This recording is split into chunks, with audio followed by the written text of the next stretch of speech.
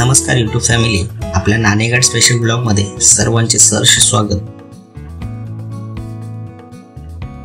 सकाळी उठल्यानंतर असे मनमोहक दृश्य डोळ्यासमोर दिसतात व हे पाहून निसर्गाचा आनंद घ्यावा व इथे थांबून घ्यावे असे वाटते। मागच्या ब्लॉग मध्ये आपण पाहिले की आमच्या गावी आम्ही कसे पोहोचलो।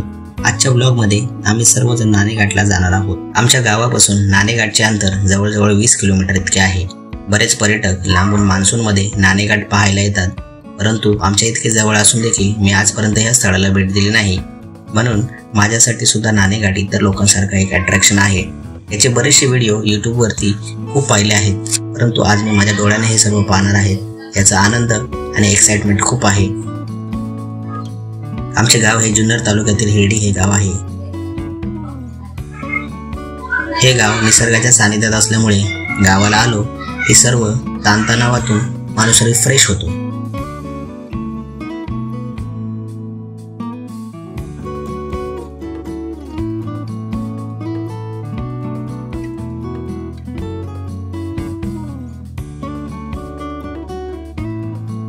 समोर जे आपल्याला दिसत आहे त्या बूथवरती पार्किंगचे चार्जेस घेतले जातात। हे पार्किंगचे चार्जेस इथल्या स्थानिक लोकांकडून घेतले जातात। आम्ही स्थानिक असल्यामुळे कोणतेही शुल्क आमच्याकडून घेतले नाही। या बूथ पासून नाणेगाड 2 किलोमीटर अंतरावरती आहे, त्यामुळे तुम्हाला पार्किंग चार्जेस द्यावेच लागतील, अन्यथा तुम्हाला चालत पुढचा प्रवास करावा लागेल। जेव्हा आम्ही इथे पोहोचलो सर्वत्र धुके पसरले होते, त्यामुळे थोड्याशा अंतरावरती सुद्धा काही दिसत नव्हते। दुपारी 4 वाजता ही कंडिशन होती, ते विचार करा सकाळी किती धुके असतील। पार्किंगचे चार्जेस दिल्यानंतर तुम्ही इथे पुढे आल्यानंतर गाडी पार्क करण्यासाठी प्रशस्त अशी जागा आहे। आपली गाडी अगदी नाणेगाडच्या टोकापर्यंत तुम्ही आणू शकता। संडे आणि सॅटर्डे असल्यामुळे इथे पर्यटकांची गर्दी खूप जास्त होती।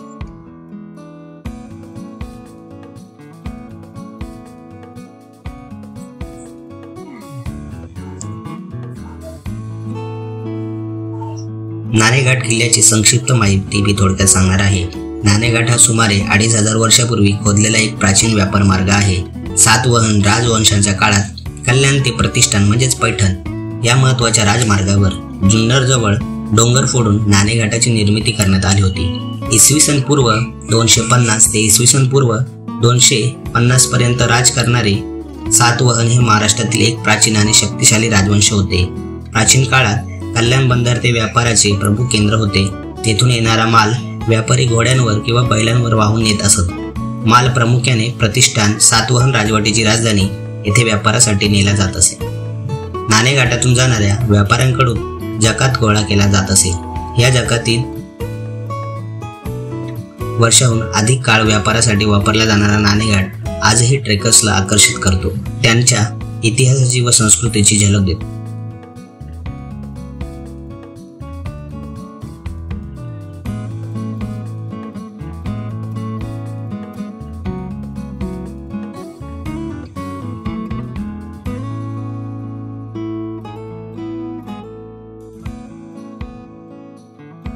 या घाटात जकातीसाठी एक रांजण आहे। हे रांजण संपूर्ण दगडाने बनलेले आहे। यावरून आपल्याला टोल संस्कृतीचा हा सर्वात जुना पुरावा आढळतो। या दगडाचा उपयोग पूर्वी टोल कलेक्ट करण्यासाठी केला जायचा। नाणेगाड हा किल्ला पुण्याच्या नैऋत्येला 39 किलोमीटर अंतरावर आहे। गडावर पोहोचण्यासाठी अनेक मार्ग उपलब्ध आहे। कल्याण मुरबाड मार्गे तुम्ही येऊ शकता। मुंबईतून ST बसेस माळशेज घाटामार्गे कल्याण मुरबाड मार्गे वैशाखरे गावी जातात। वैशाखरे हे नाणेगाडाच्या पायथ्याचे नाव आहे, परंतु तुम्ही तेथे उतरण्याऐवजी पुढे 2 किलोमीटर अंतरावर असलेल्या नाणेगाड नावाच्या फलकावर उतरावे। येथून 2 तास तुम्ही नाणेगाडावर पोहोचू शकता। पावसाळ्यात या मार्गावरती 2 ओढे ओलांडावे लागतात आणि दुसरा मार्ग आहे पुण्यामार्गे, पुणे आणि जुन्नर मार्गे। पुणे ते जुन्नर ST बसेस घेऊन जुन्नरला पोहोचा। जुन्नर ते घाटघर ST बसेस घेऊन घाटघरला पोहोचा। घाटघर पर्यंत पोहोचण्यास 1.5 तास लागतो। घाटावरून 5 किलोमीटर पुढे तुम्ही नाणेगाड गाठू शकता।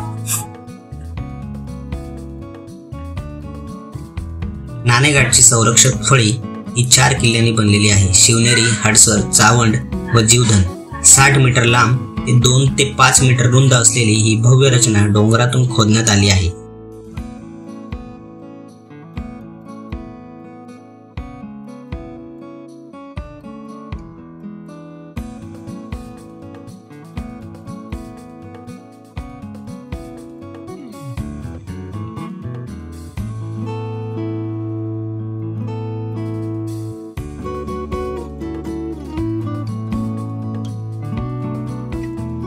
नाणेघाटातून आमचे आजोबा मला 2 वर्षाचा असताना घेऊन आले होते. त्यावेळी जुन्नर मार्गे एसटीने प्रवास करणे परवडत नव्हते, म्हणून या मार्गाचा वापर गावकरी कोकणात येण्यासाठी करत असे. मामाच्या गावापासून 2 किलोमीटर असलेल्या नाणेघाटचा वापर कल्याणकडे येण्यासाठी सर्व गावकरी करीत असे.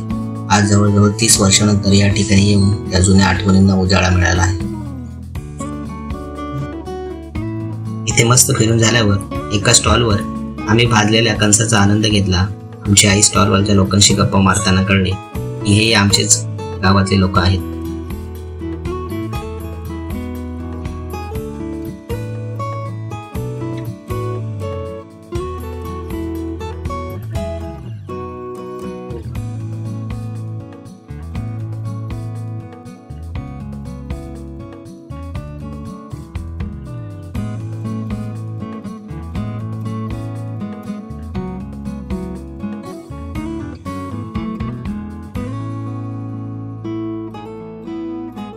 घाटात फिरून झाल्यावर आम्ही आमच्या मामाच्या गावी आलो.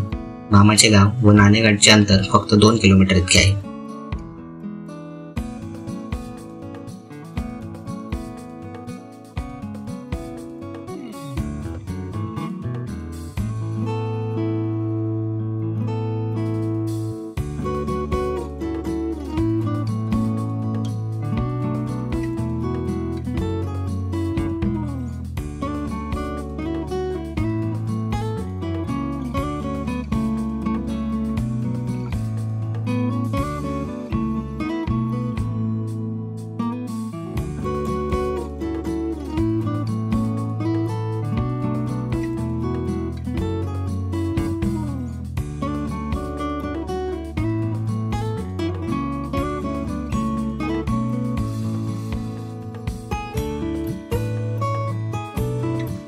तर आजचा ब्लॉग इथेच एंड करतो.